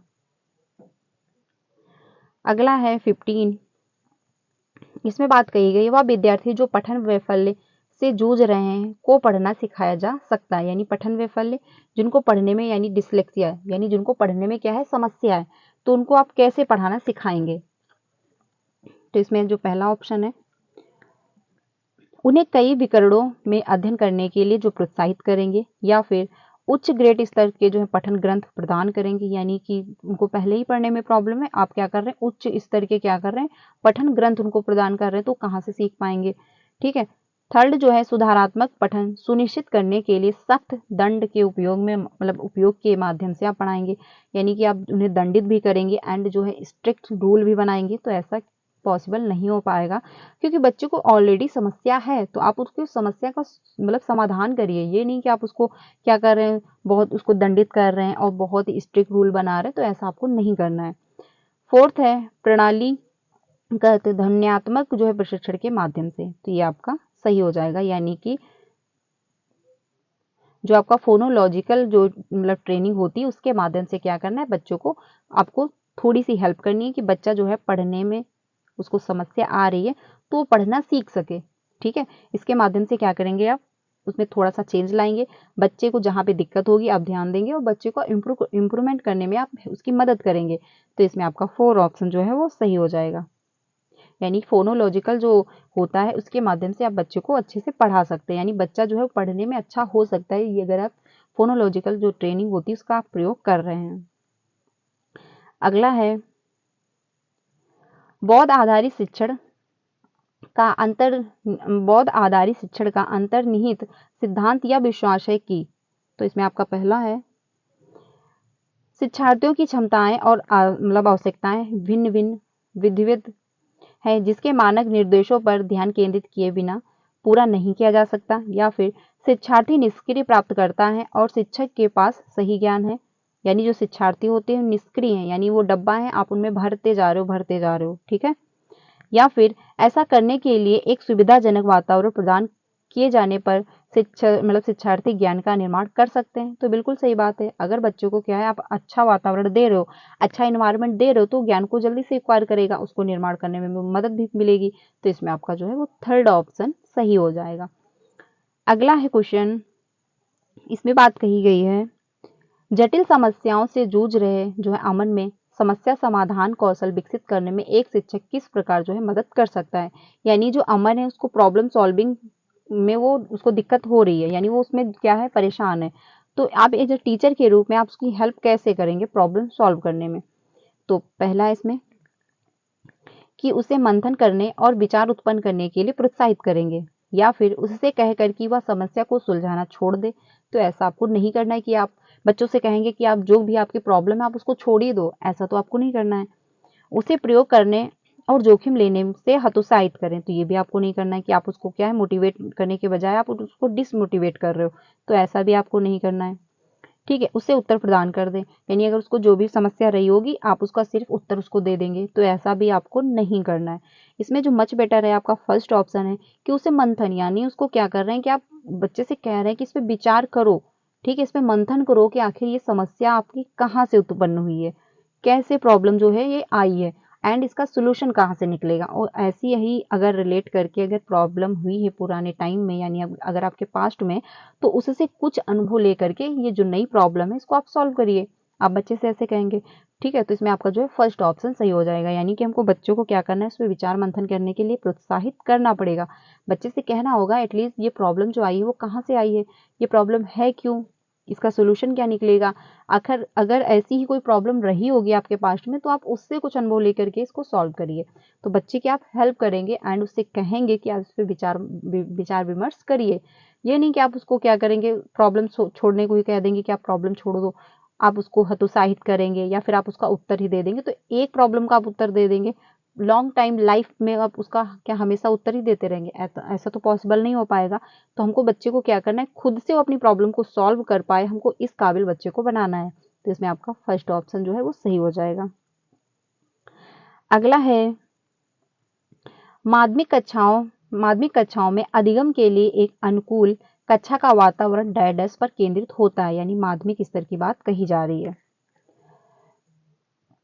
तो इसमें जो है पहला है सजा और जो है शर्मिंदगी के डर, या फिर सहकारी अधिगम, या फिर प्रतिस्पर्धा लोकाचार, या फिर अनुबंधन और पुनर्बलन, यानी कोऑपरेटिव जो लर्निंग होती है वो आपकी बेस्ट होती है, ठीक है। तो इसमें आपका जो है सेकंड ऑप्शन सही हो जाएगा, यानी माध्यमिक कक्षाओं में अधिगम के लिए अनुकूल कक्षा का वातावरण होना चाहिए जो आपका कोऑपरेटिव, यानी कि बच्चा क्या है समूह में सीख रहा है, जो बच्चा समूह में सीखता है तो बेस्ट सीख रहा होता है। और जो है ग्रुप लर्निंग को भी बहुत ज़्यादा अहमियत दिया है आपके एनसीएफ ने भी, एंड साथ ही साथ जो आपके लय बाइगोस की हैं वो भी कहते हैं कि बच्चा ग्रुप में सीखेगा तो बेहतर सीखेगा। तो इसमें आपका 2 ऑप्शन जो है वो सही हो जाएगा। अगला है क्वेश्चन, इसमें बात कही गई लय बाइगोस्की का मानना था कि जो है विकास, तो पहला है जो प्राकृत में असंगत है, या फिर आनुवांशिक प्रोग्रामिंग का एक खुलासा है, यानी जो हेरिडिटी होती है उसी का एक खुलासा है, या फिर सीधे परिपक्वता के परिणाम से होता है, या फिर सीधे सामाजिक संपर्क के परिणाम से होता है। तो लय बाइगोस्की की थ्योरी ही आधारित है आपका सोशल कल्चर अप्रोच। तो इसमें जो आपका ऑप्शन सही हो जाएगा 4, यानी कि सीधे क्या है सामाजिक संपर्क का ही परिणाम है आपका जो डेवलपमेंट हो रहा होता है, यानी जो आपका इन्वायरमेंट जैसा है, जैसा आपका जिस आप कल्चर में रह रहे होगे आपका डेवलपमेंट वैसा हो जाएगा, ठीक है। तो इसमें आपका 4 ऑप्शन सही हो जाएगा। अगले क्वेश्चन पे चलते हैं।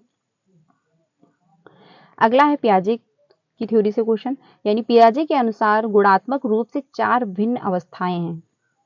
तो क्वेश्चन नंबर जो 20 है इसमें फर्स्ट पहला ऑप्शन है दुनिया की भिन्न संस्कृतियों में व्यापक रूप से भिन्न होती हैं, या फिर उदाहरण देकर समझाती हैं कि बच्चों का जो है मन लघु वयस्क मन में होता है, या फिर बच्चों के जो है जेनेटिक कोड पर निर्भर होता है या फिर बच्चों के विकास के सार्वभौमिक पैटर्नों का प्रतिनिधित्व करती है। तो क्वेश्चन नंबर जो आपका 4 सही हो जाएगा, क्योंकि गुणात्मक रूप से 4 भिन्न अवस्थाएं जो होती हैं वो आपका जो होता है सार्वभौमिक पैटर्न, यानी सबका जो अलग अलग जो इन्वायरमेंट होगा एंड सबका जो अलग अलग थिंकिंग होगी, तो अलग अलग जो सार्वभौमिक पैटर्न होता है उससे क्या है प्रतिनिधित्व कर रहा होता है बच्चे का डेवलपमेंट। तो इसमें आपका 4 ऑप्शन जो है वो सही हो जाएगा। अगला है 21। निम्नलिखित में से कौन सी पियाजे के संज्ञानात्मक विकास के सिद्धांत की सीमा है? यानी पियाजे का जो डेवलपमेंट है, मतलब पियाजे की जो थ्योरी है कॉग्निटिव डेवलपमेंट, उसकी आपको एक सीमा बतानी है, यानी कि लिमिटेशन आपको बतानी है। तो इसमें आपका जो है फर्स्ट ऑप्शन है, वह संज्ञानात्मक विकास में भाषा की भूमिका पर अत्यधिक बल देता है। ये आपका कहना गलत हो जाएगा, क्योंकि जो पियाजे हैं वो भाषा पे ज़्यादा फोकस नहीं करते। इन्होंने नकारा नहीं है लैंग्वेज को, बट बहुत ज़्यादा फोकस इन्होंने नहीं दिया है। इन्होंने हेरिडिटी को बहुत ज़्यादा अहमियत दी है। अगला है, वह संज्ञानात्मक विकास में व्यक्तिगत भिन्नताओं को ध्यान में नहीं रखता है। तो ये भी आपका कहना गलत होगा, व्यक्तिगत भिन्नताओं को ध्यान में इन्होंने रखा है, क्योंकि क्या है, इन्होंने स्टेजों में डिवाइड किया। ठीक है। अगला है, वह संज्ञानात्मक विकास में जैविक कारकों की भूमिका को ध्यान में नहीं रखता है। तो जैविक, अगर आपकी हेरिडिटी को इन्होंने महत्व दिया है तो स्वाभाविक सी बात है जैविक कारकों को भी इन्होंने महत्व दिया होगा। ठीक है। 4 है, वह संज्ञानात्मक विकास पर सांस्कृतिक और सामाजिक कारकों के प्रभाव को ध्यान में नहीं रखता है। तो इसमें आपका 4 ही ऑप्शन सही होगा, क्योंकि जो इनकी लिमिटेशन रही है इनकी थ्योरी में वो यही रही है कि संज्ञानात्मक विकास पर, यानी जो संस्कृत है, जो कल्चर है और जो आपका सोशल, मतलब सोशलाइजेशन जो आपका है, सोशलाइजेशन के जो कारक हैं को प्रभाव पर ध्यान नहीं रखता है। ठीक है। इन्होंने क्या किया है, कल्चर को एंड यानी जो संस्कृत है उसको, और जो सामाजिक कारक होते हैं उनको इन्होंने महत्व नहीं दिया, अपनी थ्योरी में इंक्लूड नहीं किया है। ठीक है। तो यही इनकी थ्योरी की सीमा रही है कि इन्होंने इनको क्या है अपनी थ्योरी में इंक्लूड नहीं किया। तो इसमें आपका 4 ऑप्शन जो है वो सही हो जाएगा। अगले क्वेश्चन पे चलते हैं 22 पे, आदर्शन और रीजन का क्वेश्चन है। तो 22 जो है इसमें बात कही गई है कि प्रत्येक वर्ष लता, जो कि कक्षा 7th की शिक्षिका हैं, ठीक है, उनके क्षेत्रों में, ठीक है, करियर पर चर्चा करने के लिए एक महिला जो है गणित प्रोफेसर और एक पुरुष नर्स को अपनी कक्षा में आमंत्रित करती हैं।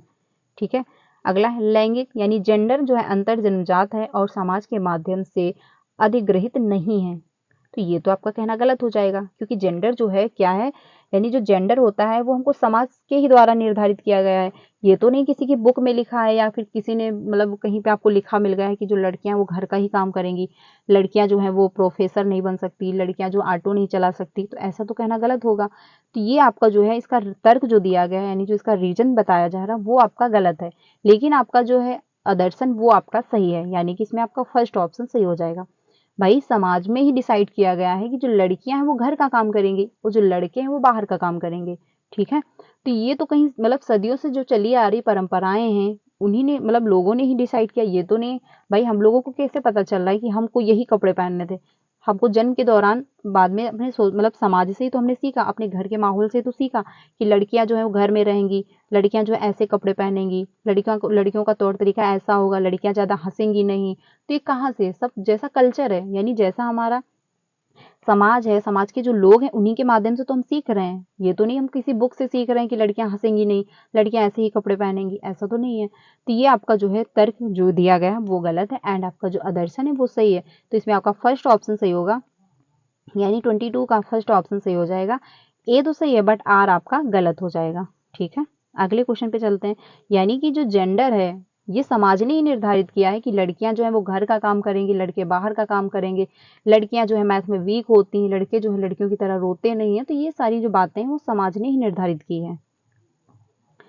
अगला है 23, इसमें बात कही गई है, एक प्रगतिशील कक्षा में जो है विद्यार्थी, यानी जो प्रोग्रेसिव क्लासरूम होती है उसमें एक स्टूडेंट क्या करेगा। तो पहला है ऑप्शन, अधिक प्रश्न नहीं पूछते, या फिर शिक्षक से जो है प्रश्न पूछते हैं, या फिर एक दूसरे से प्रश्न पूछते हैं, या फिर स्वयं से जो है प्रश्न पूछते हैं। तो क्वेश्चन नंबर जो 23 है इसमें आपका थर्ड ऑप्शन सही होगा, यानी कि ए भी सही है एंड आपका सी भी सही है और डी भी सही। बी जहाँ पे है वो आपका गलत हो जाएगा। सॉरी एक मिनट, यानी जहां पे आपका ए है, क्योंकि यहाँ पे बात कही गई अधिक प्रश्न नहीं पूछते।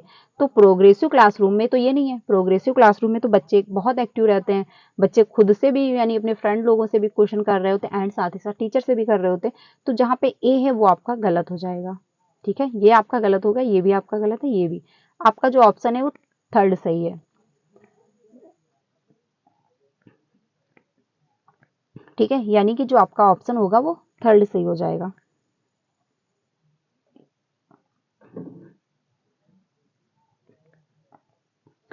अगले क्वेश्चन पे चलते हैं। अगला है, पुल्लिंग या स्त्रीलिंग होने से जुड़ी अपेक्षाओं को डैश डैश कहा जाता है और इन्हें डैश डैश सीखा जाता है। तो यानी पुल्लिंग और स्त्रीलिंग जो मतलब जुड़ी अपेक्षाएं होती हैं। तो इसमें आपका जो ऑप्शन है 24 पहला दिया गया है। जेंडर भूमिकाएं बाल्यावस्था की सभी अवस्थाओं से लेकर वयस्कता में होती हैं। अगला है, जेंडर स्थिरता प्रारंभिक किशोरावस्था के दौरान होता है, या फिर जेंडर रूढ़िबद्धता केवल मध्य बाल्यावस्था के दौरान होता है, या फिर जेंडर पूर्वाग्रह जो होता है मुख्य रूप से प्रासंगिक बाल्यावस्था के दौरान होता है। तो क्वेश्चन नंबर जो 24 है इसमें आपका फर्स्ट ऑप्शन सही होगा। जेंडर जो भूमिकाएं होती हैं वो बाल्यावस्था की सभी अवस्थाओं से लेकर के वयस्कता तक चलती हैं। ठीक है, तो इसमें आपका जो है फर्स्ट ऑप्शन सही हो जाएगा। अगले क्वेश्चन पे चलते हैं 25 पे। 25 जो है, बुद्धि के संदर्भ में निम्नलिखित में से कौन सा दृष्टिकोण शिक्षार्थियों के बीच विविधता के सम्मानपूर्ण विचार का समर्थन करता है। तो पहला है, बुद्धि वातावरणीय कारकों से प्रभावित नहीं होती है, या फिर बुद्धि आनुवंशिक कारकों से प्रभावित नहीं होती है, या फिर बुद्धि को मापने के लिए बुद्धि लब्धि परीक्षण ही एकमात्र साधन है, या फिर जो बुद्धि होती है बहुआयामी होती है और समय के साथ बदल सकती है। तो क्वेश्चन नंबर जो 25 है इसमें आपका 4 ऑप्शन सही होगा, क्योंकि जो बुद्धि होती है वो एक प्रकार की नहीं होती है, यानी बुद्धि जो है बहुआयामी है। आपकी मतलब आपके सीटेट में बुद्धि पूछ यानी यहाँ से क्वेश्चन भी आते हैं एंड 8 प्रकार की बुद्धि भी बताई गई हार्वर्ड गार्डनर के अनुसार, जो कि सीटेट ने वेरीफाई भी कर रखा है। तो आपको 8 प्रकार की बुद्धियां पढ़नी पड़ती हैं। तो बुद्धि जो है एक प्रकार की नहीं होती। क्लासरूम में अगर 30 बच्चे हैं तो 30 प्रकार की बुद्धियां पाई जाएंगी। ठीक है, तो क्या करना है, जो बुद्धि है बहुआयामी है और समय के साथ बदल सकती है। जैसे कि मान लीजिए शुरुआती दौर में आपको साइंस में उतना इंटरेस्ट नहीं होगा, ठीक है, लेकिन धीरे धीरे क्या हुआ, जब आप बड़े हुए धीरे धीरे आपका प्रोग्रेस होता रहा तो आपको साइंस में इंटरेस्ट आने लगा, आपकी जो बुद्धि लब्धि थी वो चेंज हो गई। तो ये जो है आपका 4 ऑप्शन सही होगा। अब जो ऑप्शन एक मतलब पूछता है, ये हार्वर्ड गार्डनर से दिया गया क्वेश्चन। तो हार्वर्ड गार्डनर ने 8 प्रकार की बुद्धि जो है बताई है, यानी इंटेलिजेंट जो उन्होंने बताया वो 8 प्रकार का। आपके सीटेट ने भी वेरीफाई कर रखा है, क्योंकि आपको 8 प्रकार की बुद्धि पढ़नी है। तो कभी कभी ये क्वेश्चन पूछता है, क्या टीचिंग मेथड जो होते हैं वो हमको 8 प्रकार से ही देने चाहिए, क्योंकि हार्वर्ड गार्डनर ने तो 8 प्रकार की बुद्धि बताई है। तो आपको क्या आंसर देना है, हार्वर्ड गार्डनर ने 8 प्रकार की बुद्धि बताई है, लेकिन हमको टीचिंग मेथड जो 8 प्रकार से नहीं, 8000 प्रकार से भी हो सकते हैं, 800 भी हो सकते हैं। ठीक है, तो उन्होंने ये नहीं कहा कि जो आप टीचिंग मेथड जो है वो 8 प्रकार के ही प्रयोग करोगे। आप 800 भी प्रकार के प्रयोग कर सकते हो, आप 80 भी प्रयोग कर सकते हो, आप 8000 भी मेथड जो है प्रयोग कर सकते हो। तो उन्होंने ये इस पे फोकस नहीं किया कि आप कितने मेथड प्रयोग कर पा रहे हो, उन्होंने सिर्फ ये बोला कि जो बुद्धि है वो 8 प्रकार की पाई जाती है। ठीक है, तो ये भी ध्यान रखना, इसमें आपका 4 ऑप्शन जो है वो सही हो जाएगा। 26 पे चलते हैं। निम्नलिखित में से किसने सामान्य बुद्धि की अवधारणा की आलोचना की और बुद्धि का एक वैकल्पिक सिद्धांत जो है प्रस्तावित किया। ठीक है, तो जीन पियाजे, हार्वर्ड गार्डनर, लेव वाइगोस्की या फिर चार्ल्स एक्सपियरमैन। तो 26 जो है इसमें आपका 2 ऑप्शन सही होगा, हार्वर्ड गार्डनर, यानी जो इन्होंने सामान्य बुद्धि की अवधारणा की आलोचना की और बहुबुद्धि जो यानी बुद्धि का एक वैकल्पिक सिद्धांत जो है प्रस्तावित किया था। तो आपके हार्वर्ड गार्डनर हो जाएंगे, क्योंकि इन्होंने क्या कहा, बुद्धि एक सामान्य आइडेंटिटी नहीं है, यानी बुद्धि जो है बहुआयामी है, बुद्धि कई भी प्रकार की पाई जा सकती है। तो इसमें आपका 2 ऑप्शन सही हो जाएगा। अगला है 27। लॉरेंस कोहलबर्ग के सिद्धांत की आलोचना जो है कैरल ग्लीगन द्वारा की गई थी, क्योंकि इन्हीं की शिक्षिका थी, इन्हीं की मतलब ये शिष्य थी, और इन्होंने ही क्या किया, इनकी थ्योरी में आलोचना की थी, क्योंकि इनकी थ्योरी जो थी मतलब कोहलबर्ग की, उसमें स्त्रियों को महत्व नहीं दिया गया था। ठीक है। तो जो केलन गिलेगर थी उन्होंने इनकी आलोचना की थी कि जो कोहलबर्ग की थ्योरी है उसमें स्त्रियों को महत्व नहीं दिया गया, यानी जो है लिंग को जो है इन्होंने नकारा है। तो इसमें ऑप्शन जो दिए गए वो हम लोग देख लेते हैं। 27 जो है नैतिक तर्क में जो है लैंगिक विभिन्नताओं की अपेक्षा करने के लिए की गई थी। तो इसमें आपका फर्स्ट ही ऑप्शन सही होगा, क्योंकि लैंगिक जो भिन्नताएं थी उसको इन्होंने महत्व नहीं दिया था। ठीक है, तो इसमें आपका फर्स्ट ऑप्शन जो है वो सही हो जाएगा। विश्लेषण के मात्रात्मक तरीकों को लागू नहीं करने के लिए की गई थी, ये आपका गलत हो जाएगा। नैतिक विकास के चरण सिद्धांत प्रस्तुत करने के लिए, ये भी नहीं है। वास्तविक जीवन की परिस्थितियों के माध्यम से तथ्यों को एकत्र करने के लिए की गई थी, ये भी आपका नहीं। इसमें आपका फर्स्ट ही सही है, यानी जो लैंगिक विभिन्नताएं थी उन्हीं के आधार पर इन्होंने आलोचना की थी। तो इसमें आपका फर्स्ट ऑप्शन सही हो जाएगा। 28 जो है एक शिक्षिका अपने विद्यार्थियों को अधिसंज्ञानात्मक कौशल विकसित करने में मदद करना चाहती है। ठीक है, निम्नलिखित में से कौन सी रणनीति सबसे प्रभावी होगी? यानी जो एक टीचर है वो अधिसंज्ञानात्मक जो है कौशल विकसित करना चाहती है बच्चे में, यानी मेटाकॉग्निटिव जो थिंकिंग होती है स्किल, वो जो है बच्चे में डेवलप करना चाहती है, यानी थिंकिंग अबाउट थिंकिंग जो होती है, यानी बच्चा जो है कल्पना कर सके, जो उसके सामने नहीं है वो उसके बारे में भी वो कल्पना कर पाए। तो इसमें आपका जो ऑप्शन है पहला, विद्यार्थियों को अभिप्रेरित करने के लिए लगातार ग्रेड और जो है प्रतिपुष्टि प्रदान करना, यानी बच्चों को आप लगातार ग्रेड दे रहे हो, प्रतिपुष्टि कर रहे हो, तो इससे बच्चे का डेवलपमेंट इतना अच्छा नहीं होगा। सेकंड है विद्यार्थियों को प्रोत्साहित करना कि वे स्वयं अपने अधिगम पर चिंतन करें और अपनी प्रगति का जो है मूल्यांकन करें। तो बिल्कुल सही बात है, जब बच्चे खुद से मूल्यांकन करेंगे एंड खुद से अपना चिंतन करेंगे तो वो बेहतर सीखेंगे। जैसे मैं आपसे कहती हूँ कि आप अपना कमेंट में अपना स्कोर जरूर मेंशन करिएगा कि 30 ऑफ कितने आपके सही हो रहे हैं। तो इसमें आप खुद से जो है विचार करोगे कि हाँ मेरे 30 में कितने सही हो रहे हैं, कौन कौन से क्वेश्चन गलत हुए हैं एंड कौन कौन से क्वेश्चन जो मेरे सही हुए हैं एंड 30 में कितने मेरे आ रहे हैं। तो आप खुद से मूल्यांकन भी कर रहे हो, साथ ही साथ खुद से विचार भी कर रहे हो। तो इससे क्या है, आपका एनालिसिस हो रहा है, आपको समझ में आ रहा है कि कौन सा टॉपिक मेरा वीक रह गया एंड कौन सा टॉपिक मेरा अच्छा है। अगर 30 आपके 30 आ रहे हैं तो आप समझ जाओगे कि मेरा जो है मेरी जो तैयारी है सीडीपी में वो बेहतर है। अगर आपके 20 आ रहे हैं तो आप समझोगे थोड़ा वीक है।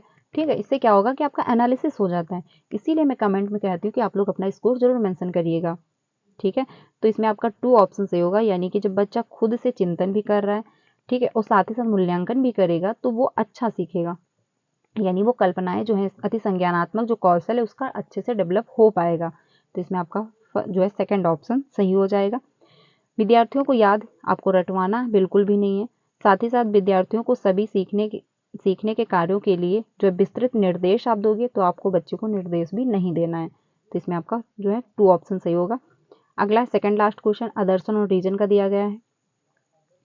आदर्शन और रीजन का जो है इसमें बात कही गई, शिक्षकों को संकल्पना को मजबूत करने के लिए विद्यार्थियों को अपने स्वयं की संकल्पना के उदाहरणों और गैर उदाहरणों की जो है पहचान करने के लिए कहना चाहिए।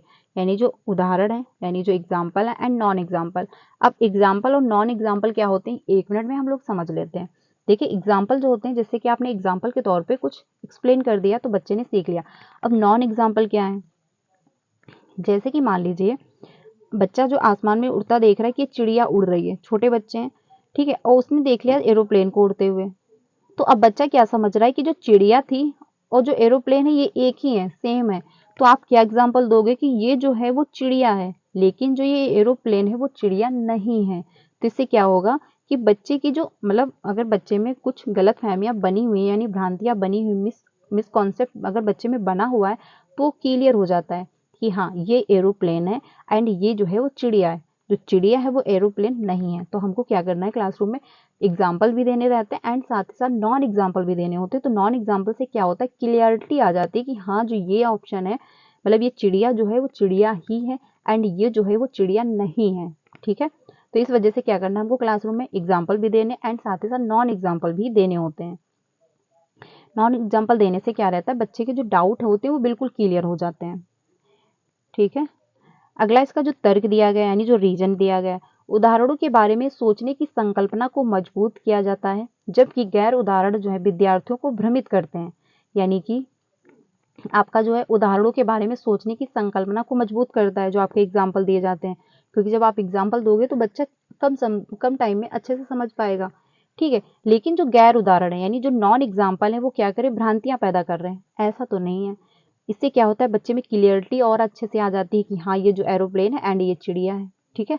तो ऐसा तो कहना गलत होगा।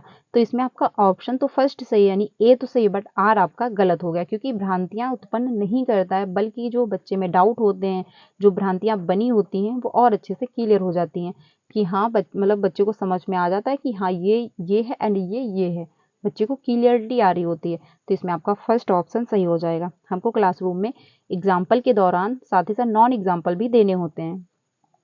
अगला है लास्ट क्वेश्चन, अधिगम के सामान्य सिद्धांत बताते हैं कि विद्यार्थी बेहतर रूप से सीखते हैं यदि शिक्षक, यानी जो अधिगम के सामान्य सिद्धांत हैं, यानी जो प्रिंसिपल ऑफ लर्निंग के जो हैं वो क्या सुगेस्ट करते हैं कि जो विद्यार्थी हैं वो बेहतर रूप से सीखते हैं यदि शिक्षक। तो इसमें कौन सा ऐसा ऑप्शन है? पहला है, पहले अवधारणा को उनके प्रतीकात्मक रूप में जो है प्रस्तुत करने और फिर उन्हें भौतिक रूप पर आए, या फिर पहले उस पर चर्चा करें जिसके बारे में विद्यार्थी को नहीं पता है, यानी उनको पता नहीं है उस बारे में, आप क्या कर रहे हैं, पहले डिस्कस कर रहे हैं क्लासरूम में, ठीक है, और उसके बाद फिर उस पर आए जो विद्यार्थी जो है पहले से जानते हैं। तो ऐसा भी नहीं आपको करना है, आपको क्या करना है, पहले ये देखना है कि बच्चे को पहले एटलीस्ट आ कितना रहा है, ठीक है, फिर उसके आधार पर आप उसको पढ़ाओगे। मान लीजिए किसी टॉपिक के बारे में बिल्कुल बच्चे को कुछ भी नहीं पता है, उसको ये भी नहीं पता कि हाँ ये टॉपिक होता क्या है, इस बारे में ये क्या है, तो पहले आप उस आधार से पढ़ाओगे ना। ये तो नहीं पहले आप पढ़ा दिए फिर देखोगे कि बच्चे को कितना पता है, ऐसा नहीं। पहले आप जाओगे क्लासरूम में, बच्चे का नॉलेज देखोगे, एटलीस्ट इस टॉपिक में बच्चे को कितना पता है, फिर आप अपनी लर्निंग स्टार्ट करोगे। अगला है, पहले अवधारणात्मक यानी पहले अवधारणा का संपूर्ण रूप से परिचय दें और फिर उनकी बारीकियों पर जाएं। तो ये भी आपका थर्ड ऑप्शन सही होगा, क्योंकि आपको क्या करना, अवधारणा जो है उसको संपूर्ण रूप से परिचय दें, यानी जो आप पढ़ाने जा रहे हैं, ये तो नहीं आप क्लासरूम में गए, बुक उठाई, आपने चैप्टर बताया भी तो बताया, नहीं बताया आपने पढ़ाना स्टार्ट कर दिया। तो ऐसा क्या है, कुछ बच्चों को तो समझ में आएगा, कुछ बच्चे तो ऐसे ही बैठे रहेंगे। तो पहले आप जाओगे क्लासरूम में, पूर्ण रूप से परिचय दो कि हाँ इस चैप्टर को हमको आज पढ़ाना है, इस सब्जेक्ट का ये चैप्टर आज हम लोग पढ़ने वाले हैं, ठीक है। उसके जो चैप्टर होगा उसके बारे में मोटा मोटा बच्चों को थोड़ा बहुत आइडिया दोगे कि हाँ इस चैप्टर में ये बात कही गई है। फिर आप क्या करोगे, उसकी बारीकियों पर जाओगे। ये तो नहीं सीधे बारीकियों पर चले गए फिर मोटा मोटा आंकड़ा आप बाद में दे रहे हो, ऐसा नहीं करना है आपको, ठीक है। तो इसमें आपका थर्ड ऑप्शन जो है वो मच बेटर है, थर्ड ही ऑप्शन आपका सही होगा सीटेड के अनुसार, क्योंकि सीटेड ने थर्ड ही ऑप्शन मेंशन किया था। तो फ्रेंड्स आज के लिए इतना ही, 30 क्वेश्चन थे। ये पेपर 2 का था, यानी पेपर 2 मैंने डिस्कस किया है, क्योंकि क्या है, पेपर 1 हो आपका, पेपर 2 हो, दोनों सेम है।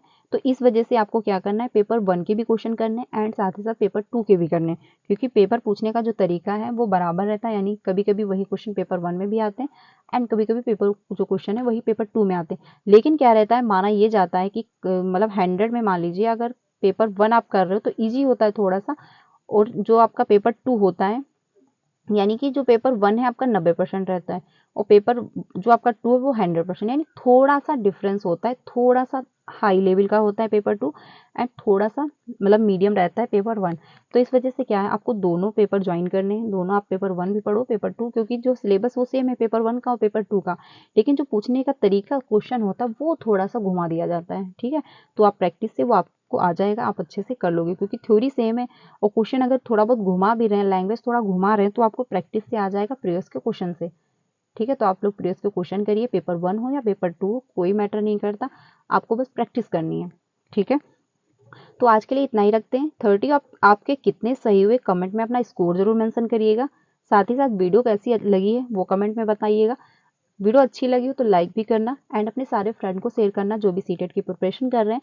चैनल पे पहली बार आए हो तो वीडियो को लाइक करके चैनल को भी सब्सक्राइब कर लीजिएगा, सो दैट आपको सारी इन्फॉर्मेशन टाइम से मिल जाए, टीचिंग से रिलेटेड जो भी अपडेट आती है, साथ ही साथ आपको क्लासेस भी मिलती हैं। सीटेट की अगर आप प्रिपरेशन कर रहे हैं पेपर 1 हो या पेपर 2, आप 3 बजे एंड 5 बजे की क्लास ज्वाइन करिए, आपका फर्स्ट अटेम्प्ट में क्लियर हो जाएगा, क्योंकि मेरा फर्स्ट अटेम्प्ट में क्लियर हो गया था। जैसे मैंने सीटेट प्रिपरेशन के दौरान जो भी मैंने एक्टिविटी की थी, जो भी मैंने पढ़ाई की थी, मैं वैसे ही आप लोगों के साथ एक्सप्लेन करती हूँ, तो आप लोगों का भी फर्स्ट अटेम्प्ट में सीटेट क्लियर हो जाएगा।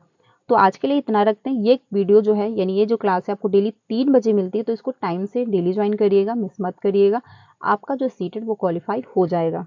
तो आज के लिए इतना ही रखते हैं। पेपर 2 में यानी एसएसटी में प्रीवियस के क्वेश्चन मैंने डिस्कस किए थे, तो अगर आपने क्लास नहीं देखी तो जाकर के वो ज्वाइन कर सकते हैं, उसमें बहुत अच्छे से मैंने एक्सप्लेन किया है, बल्कि 60 क्वेश्चन अच्छे से डिस्कस किए हैं। तो आज के लिए इतना ही रखते हैं, मिलते हैं नेक्स्ट वीडियो में। तब तक के लिए ध्यान रखिएगा। वीडियो अच्छी लगी तो लाइक करना एंड अपना कमेंट में स्कोर जरूर मेंशन करना कितना आपका